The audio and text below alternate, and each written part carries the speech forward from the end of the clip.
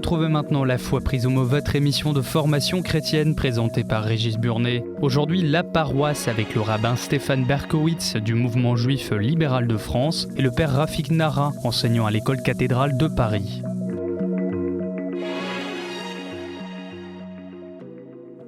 Bonjour et merci de nous retrouver pour La Foi prise au mot, consacré aujourd'hui à un sujet extrêmement important, celui des racines juives de notre foi chrétienne. En 1965, la déclaration du Concile Vatican II Nostra Aetate, une déclaration sur les églises et les religions non chrétiennes, met l'accent sur le lien fondamental entre chrétiens et juifs en affirmant « l'Église du Christ, en effet, reconnaît que les prémices de sa foi et de son élection se trouvent, selon le mystère divin du salut, dans les patriarches, Moïse et les prophètes.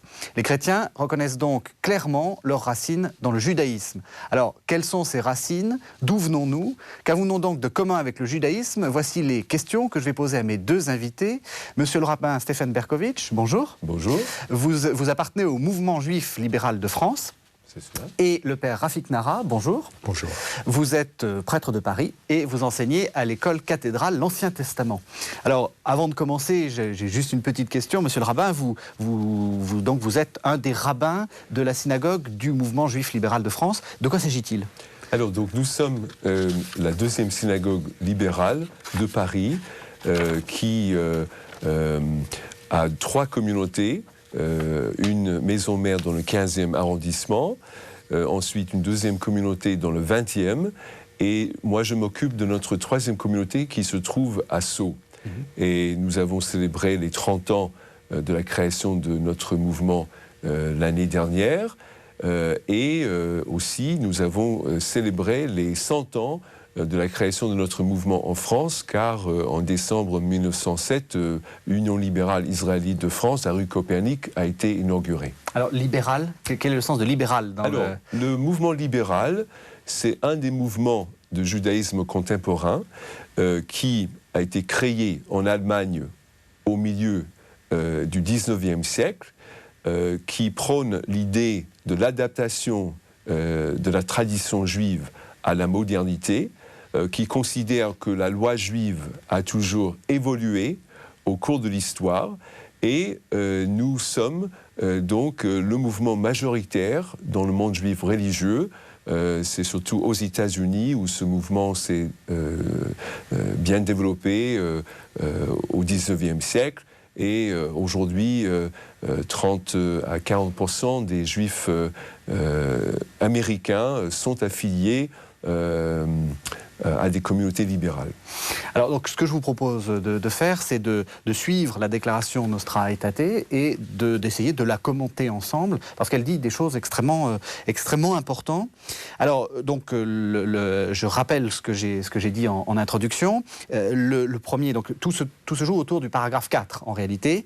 Et la première phrase de ce paragraphe 4 stipule, ou déclare, « L'Église du Christ, en effet, reconnaît que les prémices de sa foi et de son élection se trouvent, selon le mystère divin du salut, dans les patriarches, Moïse et les prophètes. » Alors, ce que j'aimerais savoir, c'est comment comprendre cette élection. Comment, du côté juif, on le comprend, et comment, du côté chrétien, on a poursuivi cette élection. C'est quoi cette élection ? Alors, dans le judaïsme, l'élection commence avec d'abord un homme, c'est Abraham.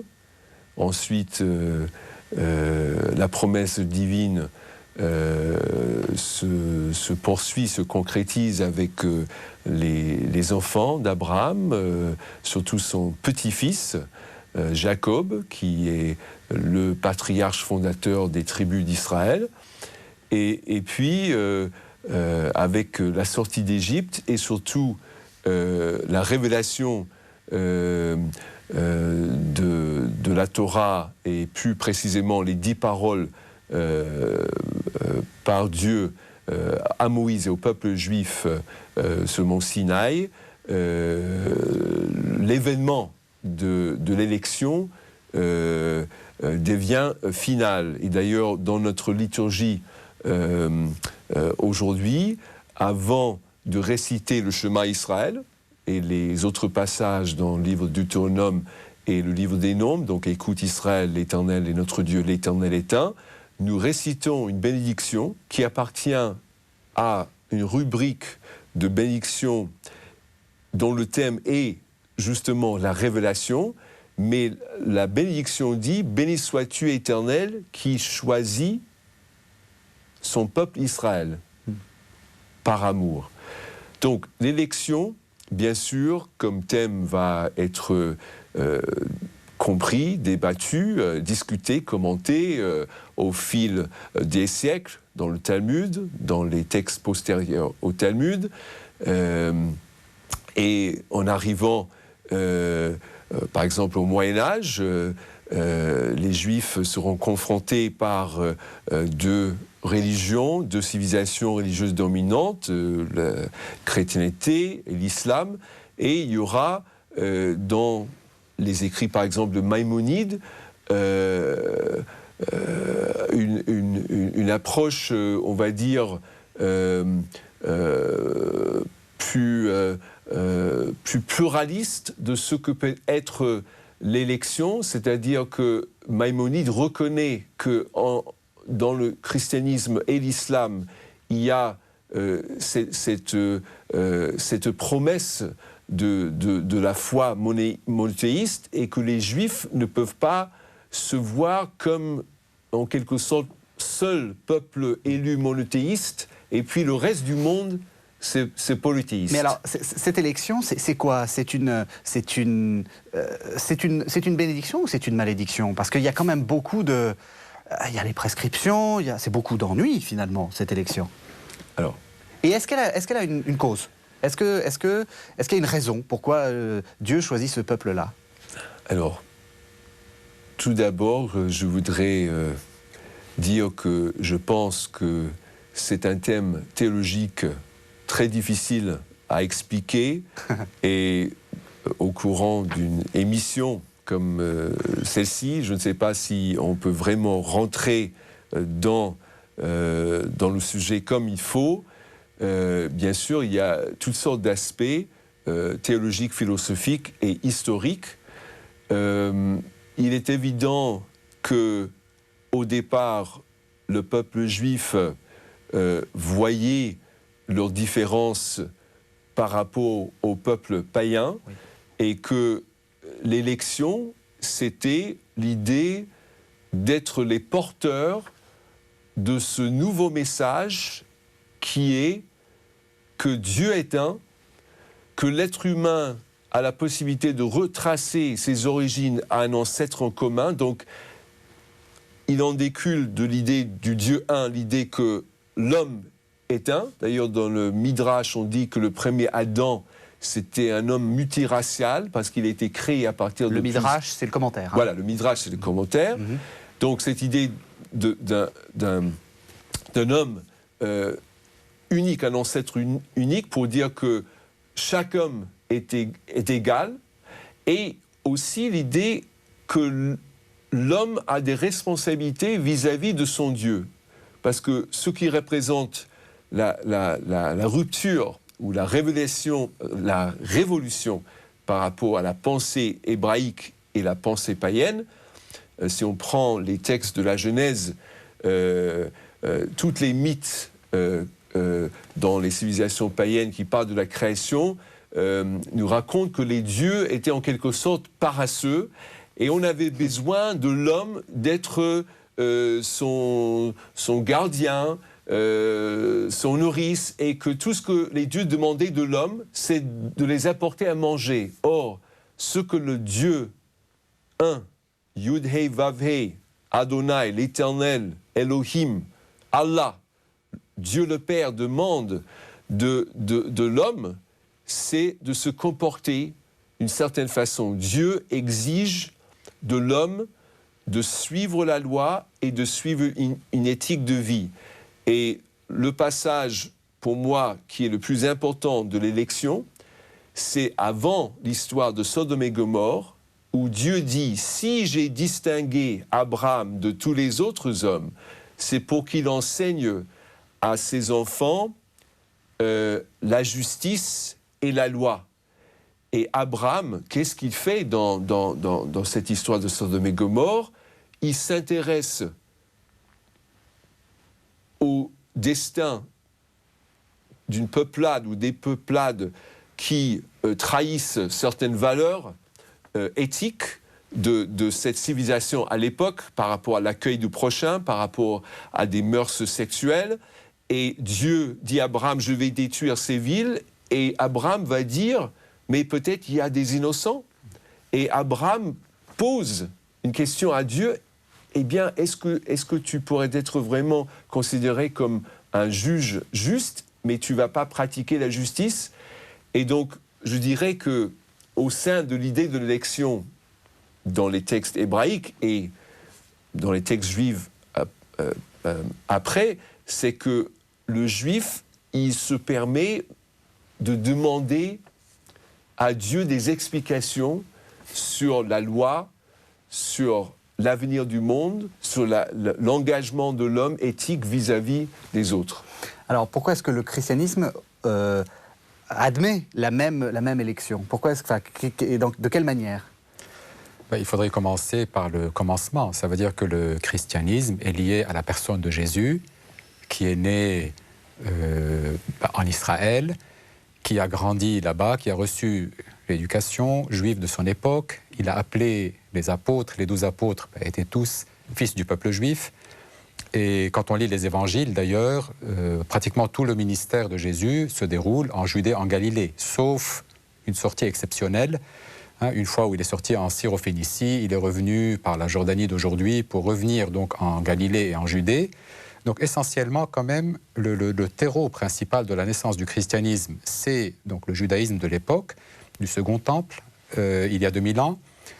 Et au fond, Jésus s'est présenté comme le Messie attendu en Israël, d'abord et avant tout. Un terme qui n'aurait pas eu au départ grande signification pour des populations non juives. Et donc, ça, c'est la première étape de la révélation. Puis, dans la foi chrétienne, Jésus mort, ressuscité, et puis le début de l'annonce de l'Évangile. Et ce n'est que peu à peu, et non sans difficulté, on le voit bien dans les Actes des Apôtres, que finalement, ce message va intéresser des non-juifs. Probablement, au départ, d'ailleurs, ceux qui seront intéressés sont pour la plupart ce qu'on appelle des prosélytes. Ça veut dire des personnes qui s'approchaient du judaïsme, donc qui étaient déjà sensibles quand même à certaines valeurs du biblique, valeurs juives donc, qui existaient déjà à l'époque, en particulier au monothéisme et à la liturgie qui était belle, qui leur plaisait, et donc qui se trouvaient sensibilisés à ce message qui s'est ouvert peu à peu à des non-juifs. Voilà, et donc, et la grande question qui s'est posée, du coup, justement, vous avez soulevé cette question principale, difficile, délicate de l'élection, à partir du moment où des non-juifs s'intègrent à cet arbre, vont être greffés sur cet arbre ancien, eh bien, peut-on parler aussi d'élection pour ces individus-là, pour un Scythe, pour un Romain, pour un Africain, bon.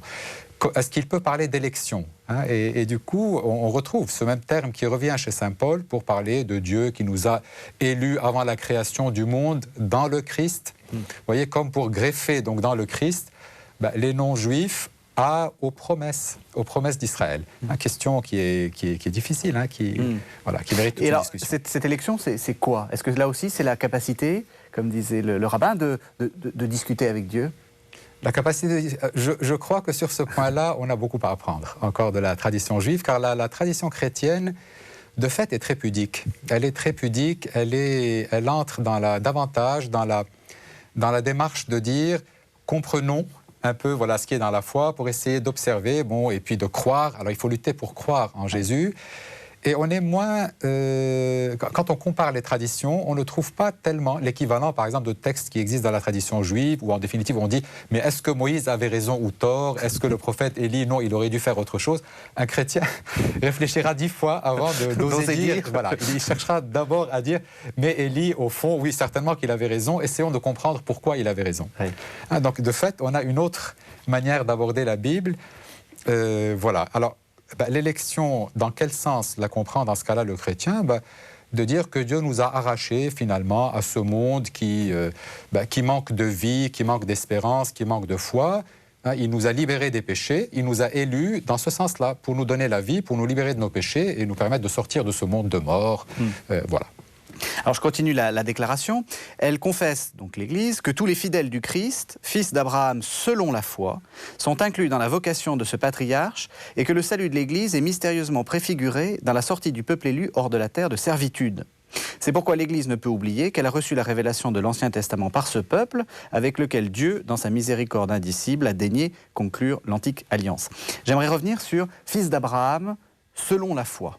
Alors, j'aimerais d'abord qu'on dise ce que ça signifie être fils d'Abraham et comment un chrétien peut se dire fils d'Abraham selon la foi.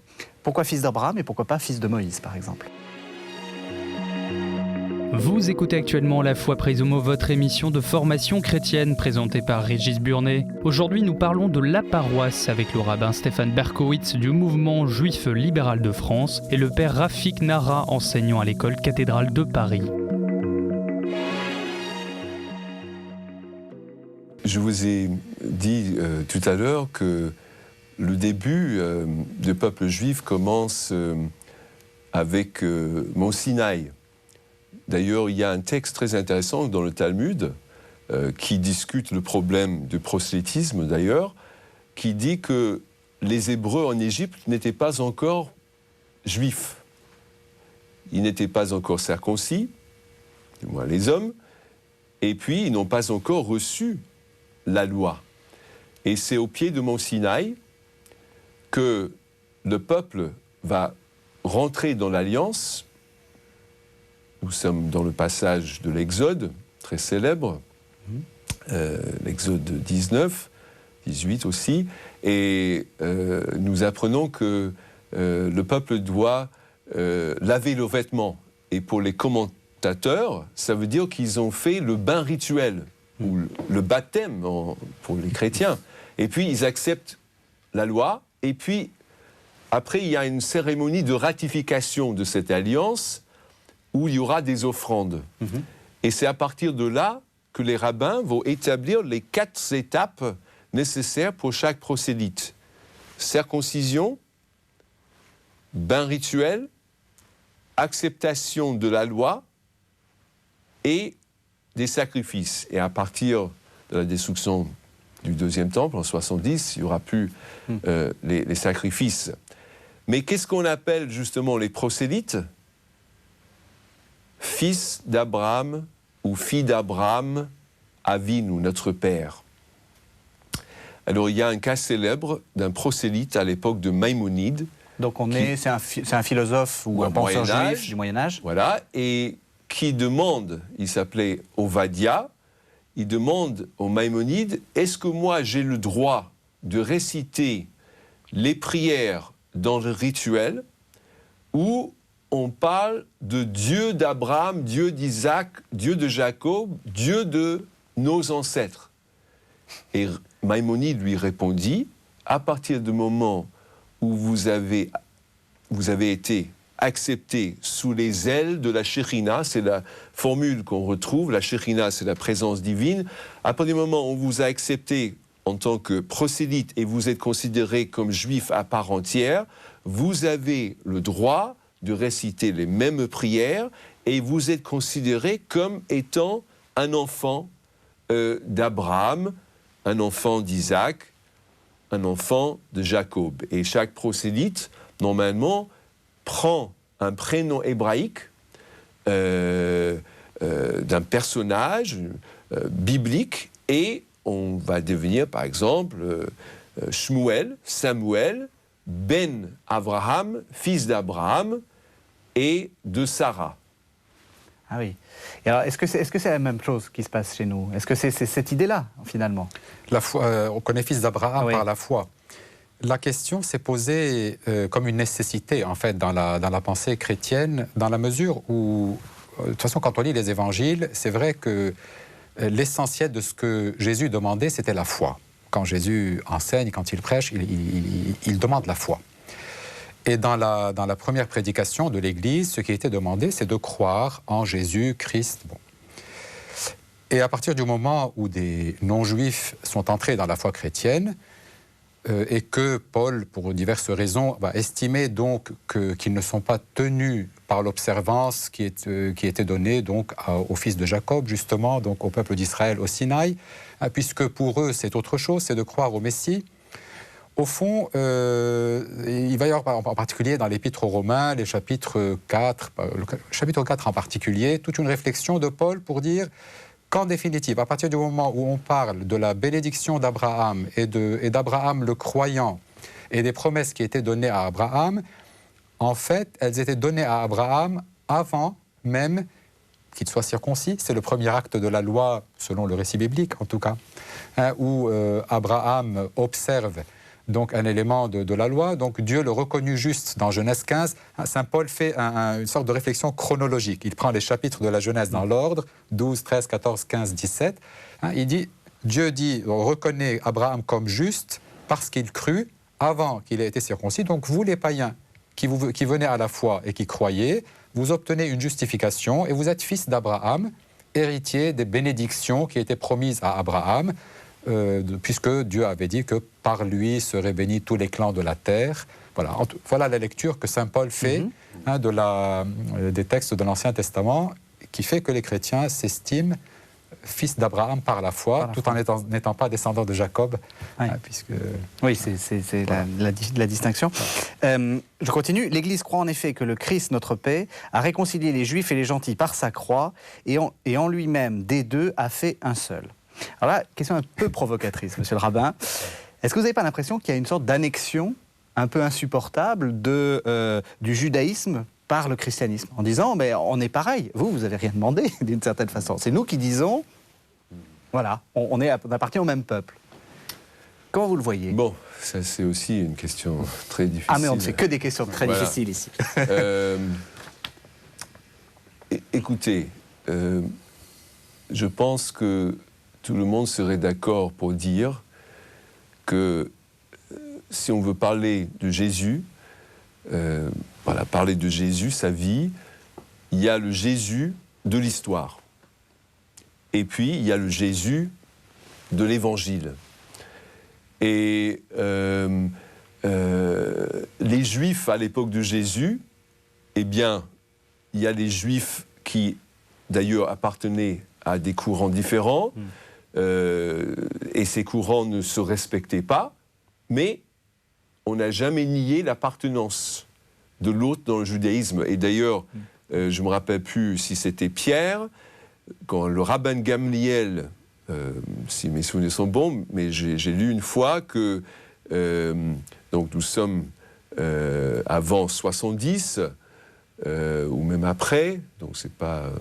Bon, de toutes les façons, il y a un disciple de Jésus qui va être libéré suite à l'intervention d'une autorité rabbinique de l'époque.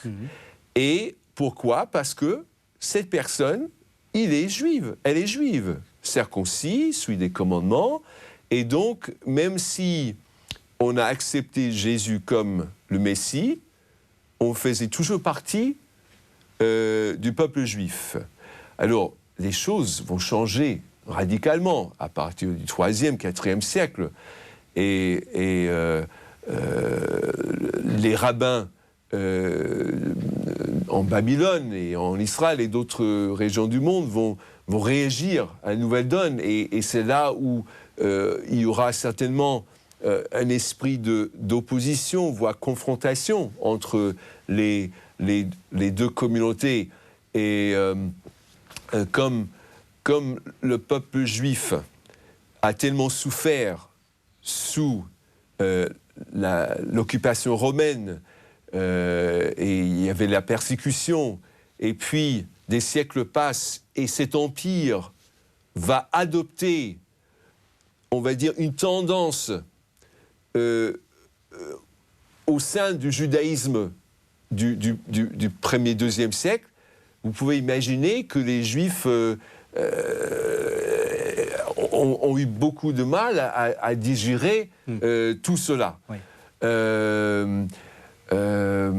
Alors, bien sûr, nous parlons ensemble au XXIe siècle, après ce document historique est très important en ce qui concerne rapprochement entre les communautés juives et catholiques dans le monde. On peut parler plus facilement de l'histoire passée et on peut justement interpréter l'histoire autrement.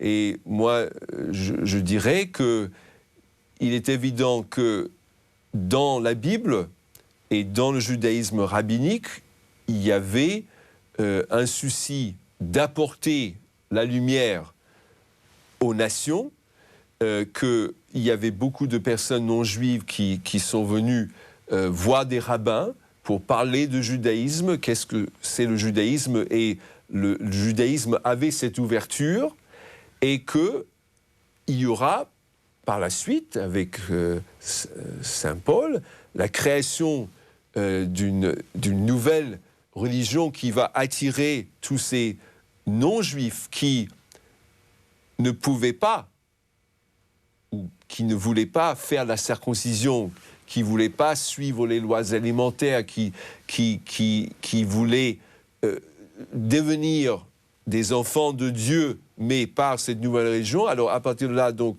on a deux phénomènes distincts, mais de notre point de vue aujourd'hui, on peut dire que cette nouvelle religion, le christianisme, a pu apporter ce premier message que les Juifs ont essayé d'apporter vers plus de monde, et que la nouvelle religion chrétienne a participe toujours à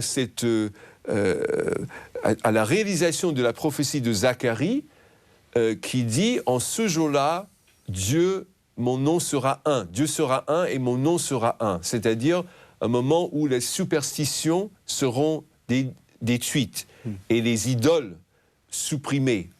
Donc il y a une volonté de continuer la mission du judaïsme et la Bible. C'est ma façon de voir. Et alors, qu'est-ce que vous pensez de cette façon de voir ? Est-ce que les chrétiens continuent la mission, sorte de feuille de route, qui avait été donnée par Dieu dès Moïse, ou même dès Abraham, pardon ?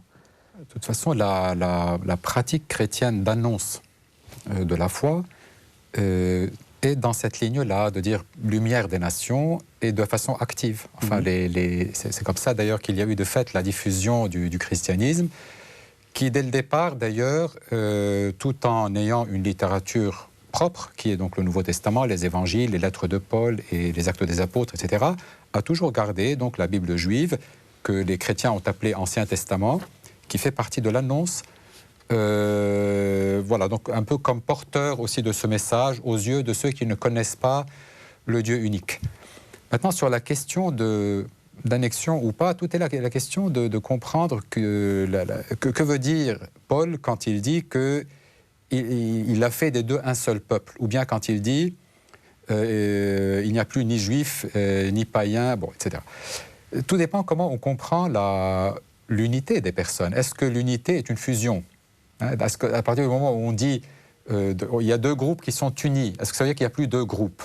Saint Paul, je suis persuadé qu'il aurait beaucoup nuancé. Il aurait eu des personnes... le même Saint Paul qui dit « il n'y a plus de juifs ni de grecs », il disait « il n'y a plus d'hommes ni de femmes ». Or, il y a toujours eu des hommes, il y a toujours eu des femmes. Or, comment est-il capable de dire « il n'y a plus d'hommes ni de femmes » ? Mais il parle de l'union, c'est-à-dire que le Christ unit les hommes différents. Et le fait qu'il y ait l'élection du peuple juif, toutes les promesses aux patriarches, la loi, etc., même si Saint Paul dit que ceux qui viennent du paganisme ne sont pas tenus de l'observer, il reconnaît maintes fois dans son discours que c'est vraiment un privilège. Enfin, c'est un privilège qui a été donné à un peuple auquel lui-même appartient et dont il est très fier quand il le dit. Donc il maintient tous ces privilèges, mais il dit que le Christ est venu pour détruire le mur de la haine. Hélas, l'histoire a montré qu'on n'a pas bien compris cette phrase. Oui, dans votre sens, le même Saint Paul qui dit tu as été greffé sur l'olivier, méfie-toi. Exactement. Si Dieu a réussi à te greffer, il pourrait très bien te couper. Si tu méprises les branches qui sont tombées, il peut te couper toi aussi. Donc tremble Hein, quand tu comprends, toi qui viens du paganisme, que tu es greffé sur un arbre saint, tremble quand tu critiques l'autre en disant tu as été coupé parce que Oui. Ça peut t'arriver aussi. Ça peut arriver très voilà, vite. donc en fait, c'est une invitation à la crainte de Dieu et pas à l'arrogance dans laquelle, hélas, on est tombé au cours de l'histoire. Alors je vous propose d'avancer un peu dans la déclaration. Donc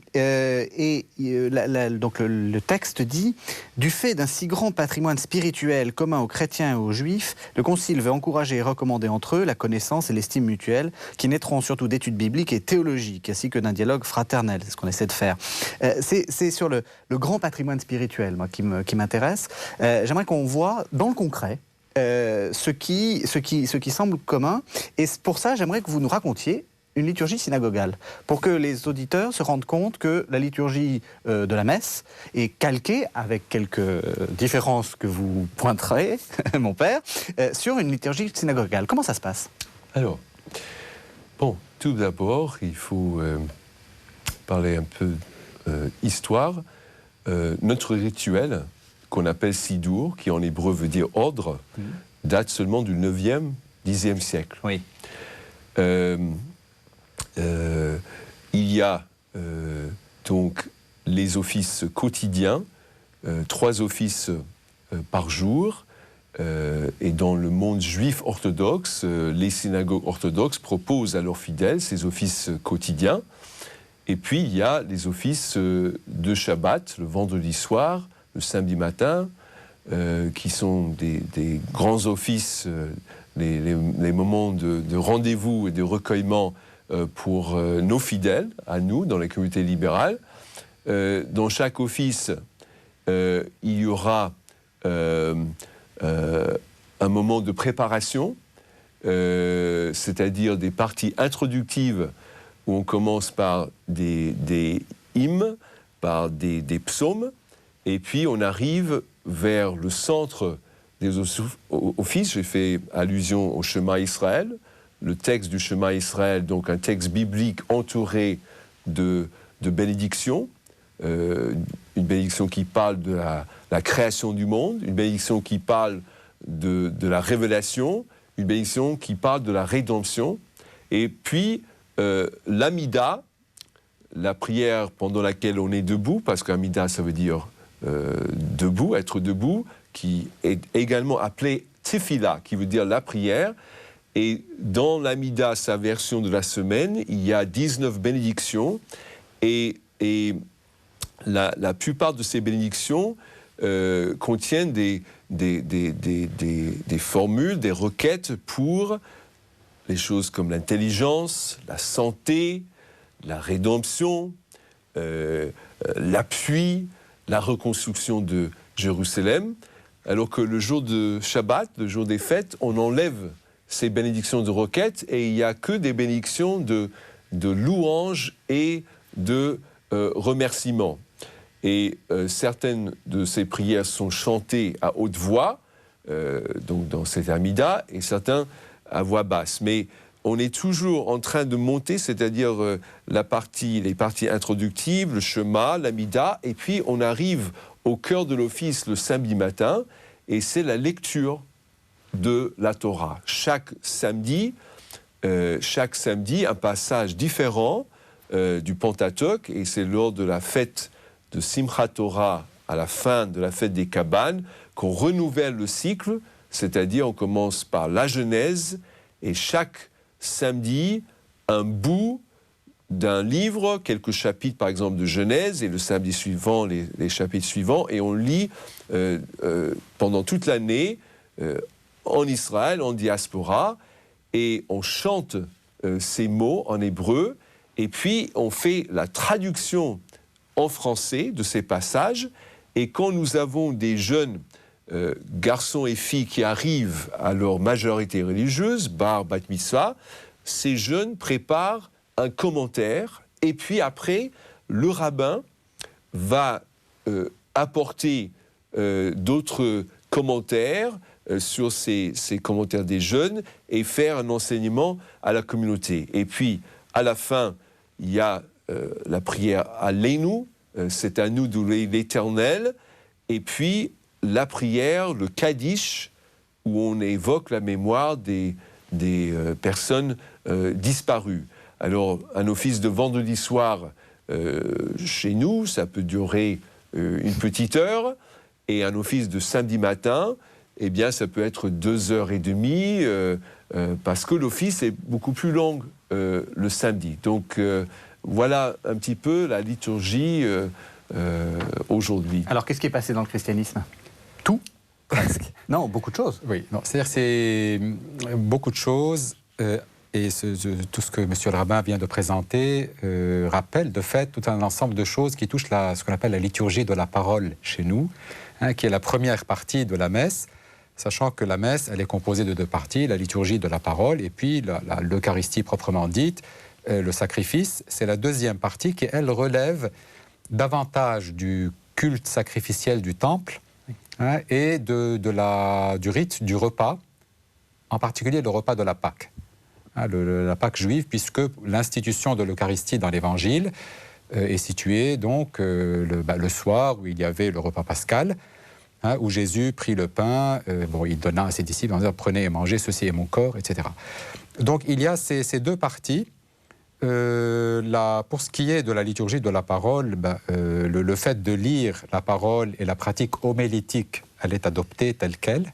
On l'a de fait chez nous. À la messe, d'une manière différente, bien sûr. La pratique de la bénédiction, vous avez mentionné tout à l'heure, les bénédictions est héritée aussi dans la liturgie chrétienne, aussi bien pour les oraisons, les prières principales de la messe où on prie, on bénit Dieu pour la rédemption, pour la création, et la révélation, et aussi la bénédiction en particulier pour le pain et le vin, qui fait partie des bénédictions du repas dans la liturgie juive, qui pour nous est entrée par la grande porte, puisque c'est le début de la deuxième partie de la liturgie. On bénit Dieu pour ces dons du pain et du vin qui deviendront le corps et le sang du Christ. Voilà. Et puis, je parlais aussi de la liturgie sacrificielle du temple, puisque quand Jésus est venu, la pratique sacrificielle existait. Le temple était toujours là. Et une des grandes questions qui ont occupé la pensée des auteurs du Nouveau Testament était de dire, mais quel est le rapport entre ce que Jésus a fait et la pratique du temple, qui était immensément importante dans le judaïsme. Il n'y a aucun doute que tant que le temple existait, c'était le centre du culte, et que donc, y a-t-il un rapport entre les sacrifices du temple et ce que Jésus a fait? Voilà. Alors, il y a en particulier, chez nous, il y a toute une épître, l'épître aux Hébreux, qui explique que Jésus, par sa mort sur la croix, a offert finalement le sacrifice de son obéissance qui nous rachète, qui nous sauve, etc. Donc, alors c'est tout cela à la fois qui entre dans la liturgie chrétienne. Voilà.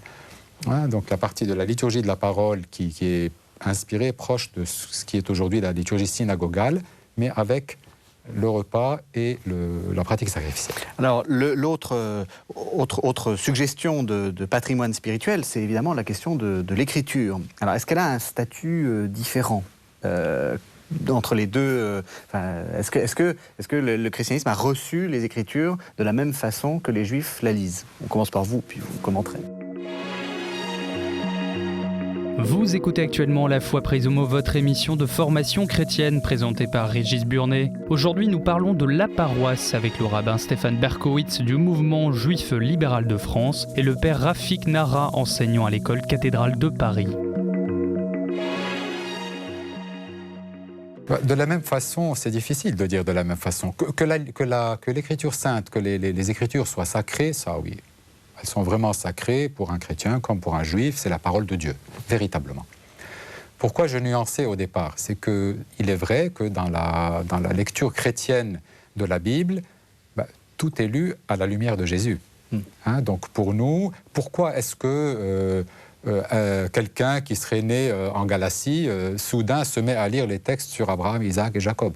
Il n'avait pas de raison au départ de le lire. Or, pour nous, chrétiens, c'est à partir du moment où Jésus était juif et que pour Jésus c'était la parole de Dieu et qu'on ne peut comprendre la parole de Jésus et ce qu'il a fait qu'à la lumière des promesses des patriarches et de la loi et du sacrifice de loi, et que donc le chrétien adopte cette parole de Dieu comme une parole qui lui est donnée.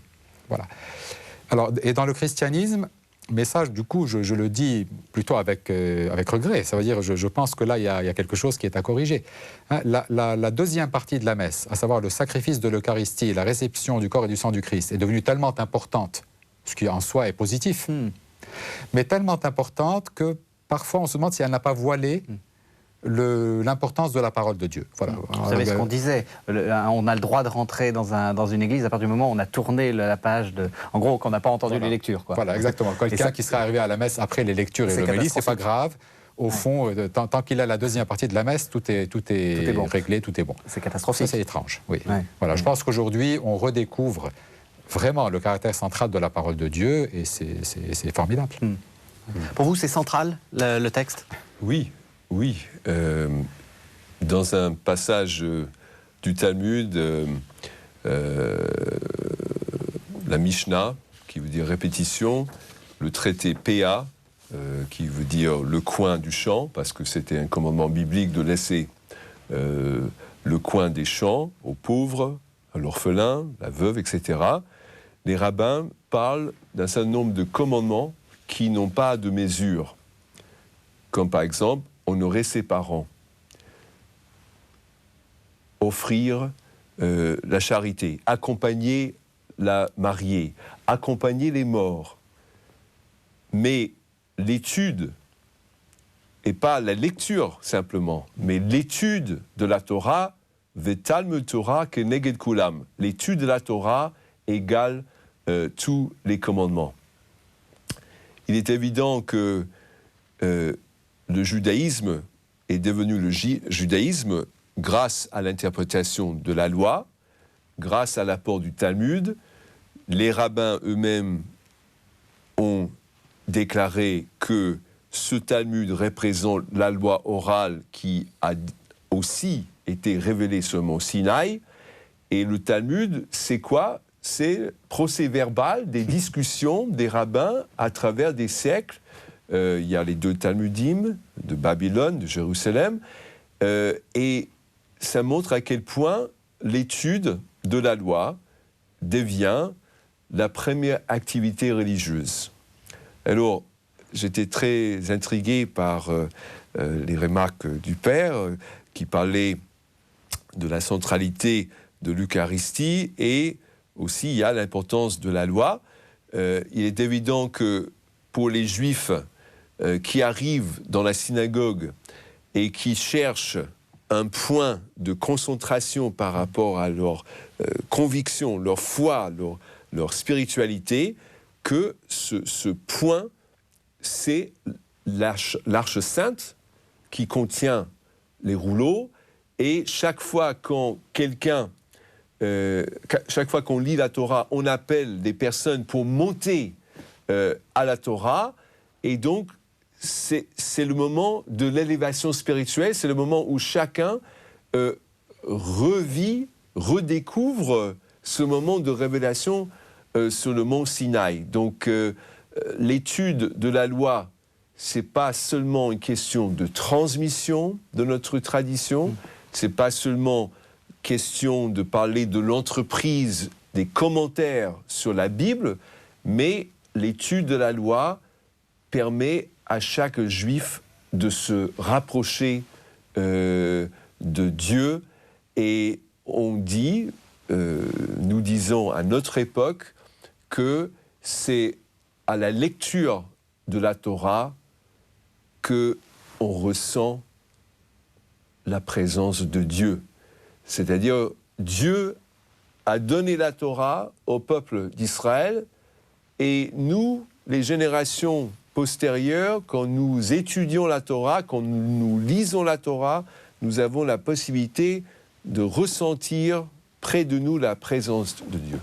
Est-ce qu'il n'y aurait pas quelque chose à apprendre là justement, c'est vrai qu'il y a l'Eucharistie, on est d'accord, mais du commentaire, de la pratique de la lecture et d'une recherche de la présence de Dieu à travers l'Écriture? C'est clair. Saint Jean commence son évangile en disant « Au commencement était le Verbe », c'est-à-dire la parole, et le Verbe était auprès de Dieu, et le Verbe était Dieu. Donc le premier mot chez Saint Jean, c'est « Au commencement était la parole ». Et Jésus est la parole de Dieu incarnée, surtout dans la théologie johannique, mais chez Saint Paul aussi. Donc véritablement, l'adoration de Dieu, le culte du Christ, ne peut que rejoindre aussi, entre guillemets, le culte de la parole. On le redécouvre aujourd'hui. On le redécouvre. De fait, il y a un renouveau des études bibliques, où d'ailleurs les protestants nous ont aidés. Il faut reconnaître ce qu'on a reçu de nos frères. Et donc aujourd'hui, il y a pas mal de chrétiens qui étudient la parole de Dieu. Et il y a certainement une recherche qui est à faire encore, même pour renouveler, je pense, la manière dont on étudie la parole de Dieu. Une approche même créative de la parole de Dieu, véritablement entrer dans ce débat avec la parole qui la rend vivante. La parole est donnée aux hommes pour qu'ils la travaillent. Y compris l'Ancien Testament. Parce que nous appelons l'Ancien Testament. Parce que c'est souvent ça, on se dit on va étudier l'Évangile. Le problème, c'est que, je crois, on ne le connaît pas, l'Ancien Testament. Oui. Et de fait, comme on n'a pas pris l'habitude encore donc, de ce travail dès l'enfance de la parole de Dieu, on se trouve face à un texte immense, une sorte d'océan où quelqu'un ne sait pas nager, vous le mettez face à l'océan Indien, vous lui dites saute dans la mer, mais il dit attendez. Voyez, donc il faut, c'est là qu'il y a aussi je pense qu'il y a un point important, et je l'ai dit souvent dans des cours de la parole de Dieu. Peut-être heureusement que ce texte est difficile pour qu'on n'y entre pas tout seul. Voyez, je pense que l'étude de la parole de Dieu est un travail commun. Et qu'on n'ait pas la prétention d'entrer tout seul, car on se décourage. Quelqu'un qui n'a jamais lu ce texte ou qui dit « Allez, je vais le lire en entier et puis j'y arriverai », eh bien, il arrive à la page 20 ou 50 ou 450, il s'arrête en disant « C'est trop difficile, je ne comprends pas à quoi ça sert. » Voyez ? Alors que quand on entre dans un travail en commun, ça je peux parler vraiment d'expérience, puisque j'ai eu souvent des cycles comme ça, de formation, d'introduction à la parole de Dieu, on découvre avec émerveillement un monde immense, et on se dit, mais pourquoi ne l'ai-je pas découvert il y a longtemps Alors, il nous reste 5 minutes, et j'aimerais justement, Monsieur le Rabbin, vous demander qu'est-ce qui, pour vous, est le centre du message, enfin de votre foi, et je pense qu'on va trouver des ponts avec le christianisme. C'est quoi le centre ? C'est quoi ? Tu aimeras ton prochain Alors, quel est le commandement ? Quel est le plus grand commandement ? C'est une question qu'on a posée à Jésus. Oui.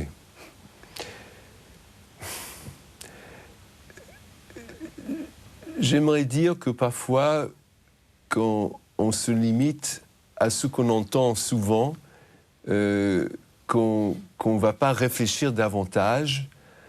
Bien sûr, certains rabbins disaient que l'essentiel du judaïsme, c'est « aime ton prochain comme toi-même ». Mais il y avait un autre rabbin, Ben Zoma, qui disait que l'enseignement majeur du judaïsme, c'est « voici les générations de l'être humain », c'est-à-dire que nous sommes tous les descendants d'un seul homme qui a été créé à l'image de Dieu. Je voudrais évoquer un enseignement du rabbi Abraham Heschel, qui était un très grand théologien, rabbin aux États-Unis, qui s'est adressé à la jeunesse américaine des années 60. Et il disait que pour lui, le judaïsme, la tradition juive, c'est pour nous enseigner l'importance d'affirmer la vie, l'espoir, alors que le monde autour de nous paraît absurde, alors que nous sommes peut-être très démotivés. Et autre chose, et ça c'est le message, je crois, du jour de repos, c'est chacun doit apprendre l'art de vivre, mais de développer sa vie, voilà ce que je vais dire, de développer sa vie comme une œuvre d'art.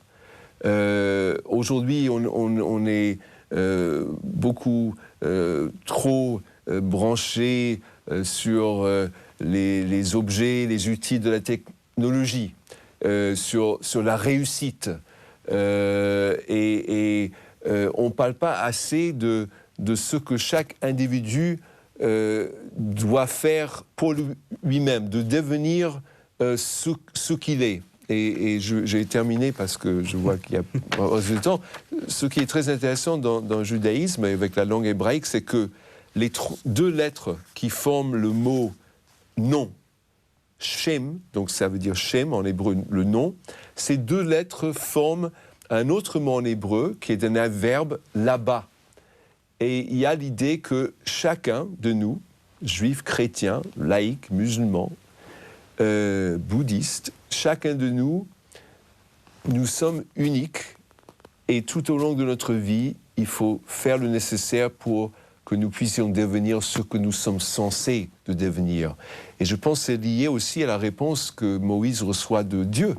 Quand je dois dire aux Hébreux « Quel est ton nom ?», Dieu répond, non pas « Je suis l'Éternel », il répond « Ehiyeh asher ehiyeh », je serai ce que je serai.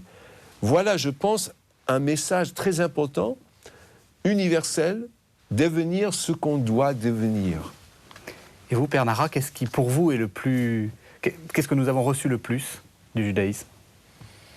Pour moi, j'ai eu accès au judaïsme par Jésus. Donc Jésus comme clé des Écritures. Mais notez que quand on a posé à Jésus quel est le plus grand commandement, il a dit « Écoute Israël, le Seigneur notre Dieu est un. Tu aimeras le Seigneur ton Dieu de tout ton cœur, de toute ton âme, etc. » Donc pour nous, si vous voulez, pour moi comme chrétien, ce que j'ai reçu du judaïsme, d'abord c'est sous ce trésor de la parole de Dieu, avec les interprétations des maîtres qui sont très éclairantes, même si ma lecture comme chrétien, la lecture christologique, prend aussi une autre direction à la lumière du Christ, mais toutes les interprétations, même des siècles depuis le christianisme et après le christianisme, sont éclairantes, et cela est un trésor qui nous est donné, mais c'est évident que comme chrétien, tout cela doit me conduire au Christ, qui n'est pas le bout du chemin, puisque Jésus dit « Je suis le chemin vers le Père ». Et ça, nous, chrétiens, il faut véritablement qu'on s'en souvienne. On avait fêté la Trinité, là, on l'a fêté il y a quelques jours. Eh bien, Jésus est le chemin vers le Père, le chemin vers Dieu. Le chemin, la vérité et la vie. Parfois, nous, on s'arrête à Jésus et on n'entend pas ce que Jésus nous dit. « Venez avec moi vers le Père ». Voilà. Eh bien, écoutez, merci à tous les deux de nous avoir fait découvrir les racines juives du christianisme. Quant à nous, on se retrouve la semaine prochaine pour un nouveau numéro de La Foi prise au mot. Merci de nous avoir suivis.